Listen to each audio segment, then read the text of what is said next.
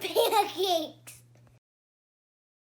Hello everybody, Tim Pancakes here. Today I'm doing a speed build of a challenge that I'm pretty sure I made up. I have not seen anyone else do anything like this. Granted, I haven't really investigated, so for all I know, other people have done this already. But this is the LAST SWATCH challenge. I don't even really know how I came up with it. I've just kind of been thinking about building a lot. I've got building on my mind. And so I thought it'd be kind of fun to limit myself to the last swatch of the items that I choose. And this would pair really nicely with the no mistakes challenge, because you'd have to put down an item and then use the last swatch, and you couldn't change it if you didn't like it. So that could be a fun project as well. This is not that strict. This is just using the last swatch, and I really wanted to kind of force myself to explore more of the catalog. There are so many items that are my go-to items, or there's like a swatch that I love for a specific item, and so I know that there are things out there that I have not uncovered yet, and so that's kind of where this challenge was born. I really struggled with the outside because basically that tan border for the roof border is the last swatch for all of the roof borders. So if I wanted a roof border, I needed to use a tan one, and so then that kind of caused me to struggle with what siding to use and what windows to use. So it kind of painted me into this corner. I end up abandoning going with a siding and going with brick instead, and that looked a lot better, I thought. So that's kind of how this look came to be. And I wanted to really get the outside put together first so that I could then go inside and try to carry the same style through. So I'm using hardwood floors, and I kind of came up with a floor plan and a funky stairway that I've never used that arrangement before. This is a 2-bedroom, 2-bathroom house. One of the bedrooms is used as an office slash study slash guest room. There is a fold-down sofa bed in there. So what is that called? I do this in every video. It is the Murphy bed in the guest room. But we'll get there eventually. So right now I'm just going through and I'm putting down the different walls and floors for the house, and I kind of just realized as it was all coming together, this feels like an old home. Whether the home itself is older with the brick and those fixtures just look kind of aged to me, I guess, but also the inhabitants I felt like were older. So this is designed for a pair of grandparents. They don't live with their kids or grandkids. There is that guest room downstairs, so people can stay over if they visit or whatnot. But it's just the two of them living here, and they have a cat. I only really put a pet in because I pick a mailbox that's like I think it's a dog actually, but I felt like, oh, these are going to be pet people. And so I had to go in at last minute and throw down some cat items, which don't happen on camera, but they do end up in the screenshots. But anyway, I'm just going through and, again, using the last swatch, and so I'll find a swatch that I like, and then I put it down for a wall, and then I try to find a floor that matches, and then none of them look good. So then I find a floor I like, and I'm like, oh, well, there was a better wall swatch that might go better with this. So there's a lot of back and forth. This build took me about 2.5 hours to complete, and I trimmed it down. When I sped up all the footage, it was still about a 30-minute video, and I really wanted to get this video down to about 15 minutes. So I cut out a lot of things. One of the bathrooms I cut out the landscaping and a lot of the floor plan and roofing and the stairway and all of the construction. Basically, I kind of cut a lot of that out. So hopefully you don't mind.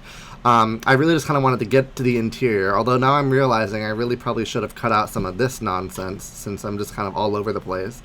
But at this point, I'm pretty sure I've landed on all of my finishes, and now I'm just doing the banister before I move into furnishing. And the floor plan just really came together. Honestly, when I was going into this build, I had no idea what to expect. I did not know it was going to be built for grandparents with this style or this vibe. I kind of imagined it be like a young house, maybe like some parents, their kids have a nursery. Um, I really, because I think I wanted to explore some of the kids' room stuff with the last swatches of those, because kids' room items are definitely an example of the things that I'll use the first swatch of, or I have my go-tos. And so I was like, oh, well, this will force me to look at other kids' room things. So what do? I build grandparents' house that doesn't even have kids. So whoopsie. But it was the roof and the exterior coming together that really just kind of pigeonholed the rest of the build into this path. And so it might be kind of fun to try it again. There were some other window swatches that would have lended themselves to maybe a more modern build or something a little bit brighter, but this is the path this one took. So I like how it turned out. I mean, there are definitely some swatches. Like, I would never have used the beige swatch of that table right there. I think that when I put it down initially, I was like, okay, this works. But then I started putting other furnishings in, and I wanted to change it to the dark brown, especially with that mirror above it. But I couldn't, because it's the last swatch of that table. And so it was neat to try to coordinate things with a limited amount of items, if that makes sense. I think part of the problem with The Sims 4, and I'm getting better at it, but it's almost like you have too many options in some cases, and I know that that's like sacrilegious to say. So many builders want so many things, or want more options, or more swatches, and I agree, I do. But like, when I first started playing The Sims 4, I downloaded several packs at once, and so it was overwhelming because I had so many options and, you know, so many different things that I was like, well, okay, I don't even know where to begin. And now I have a better handle on it. But like I said, there are still items that I've never crossed that swatch's path before or whatnot, or I've never used this item. I'm pretty sure the rug in this study I've never used before. So, and that swatch of the chess table I've never used. Now, that doesn't end up staying. I couldn't arrange the room in a way that would fit everything comfortably, so I do get rid of that chess table and put an easel in instead. But it was still neat to see different swatches that I hadn't seen. Oh, another item in that living room, you see the sunflowers with the green frame. I have never used that before, and I honestly would not have used that in this build either, because that green just didn't go with anything, except that it was the last swatch, and I liked the idea of the sunflower painting, so I put that in. And then fortunately the couch had green pillows, and then I do put some green curtains in, so the green kind of tied together. But yeah, if I was just building this, you know, free form and not having any restrictions, I know it would turn out very differently. And that's the whole point of the challenges, is it's fun to challenge yourself and then see what you can come up with. And it was fun to pair things together. Like, that blue curtain doesn't go with anything in that room, but I was very limited to the swatches, and so I felt like, well, the blue on the curtain works with the blue on that sofa, so we'll call it good. Maybe Grandma and Grandpa don't have the best style, but I liked it. I thought it kind of came out a little charming. This kitchen and eating area I really love as well. I think that it just all came together. Like this, the tile and the walls, I just really love that combination, and I certainly would never have done that if it hadn't been for the challenge. I know I just finished saying I wish that we have too many options, but I do want more counters. I like the way that I ended up putting them all together, but, you know, just having more swatches and more styles would be great.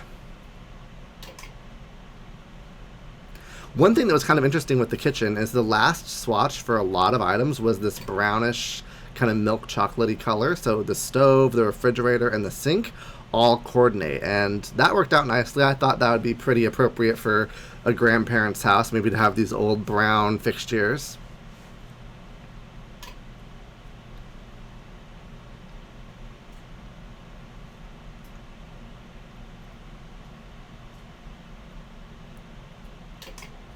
I'm trying to think. I did look. This came to, I think, 47,000 simoleons. So it's a 20 by 15 lot. This time I built on a smaller lot.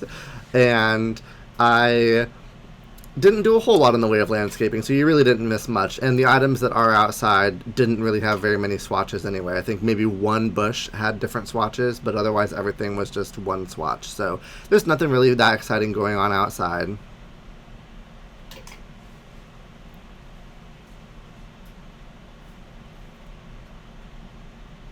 I do like that overhang over the back porch, though.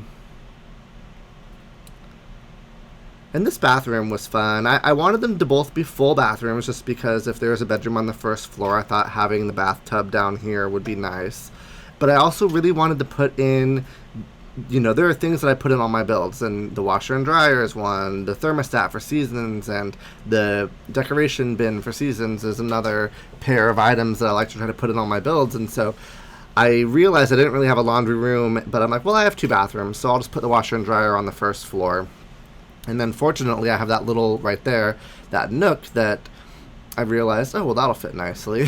So I can still fit a sink and toilet and washer and dryer all in the same room.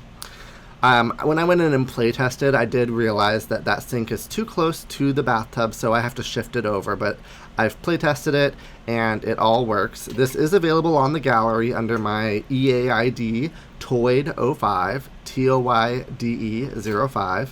That is noted down in the description as well. So you can download this if you would like to. I used several packs. I did not limit the packs for this build. I figured I'm already limiting the swatches, so I wanted to have everything at my disposal. This is the bathroom that I kind of cut. I did, yeah, boop, there it is.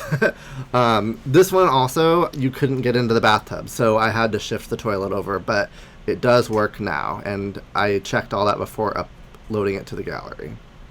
And this bedroom is really, it's ugly as sin. That blue carpet with the yellow walls, like, it's atrocious. But, you know, the last swatch called the shots, so I did the best that I could with the grandparents in mind.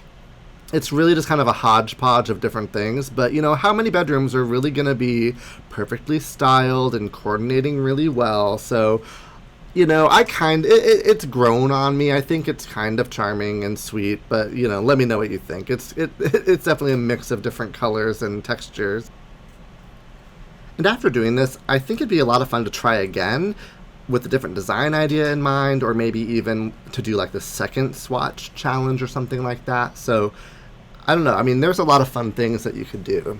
And it might be kind of fun to try it again. I was really itching to get this one going, though. I had no idea what to expect. And if you like this video or you like my builds, I'd love for you to subscribe. I'm trying to get back into the routine of posting a couple videos a week.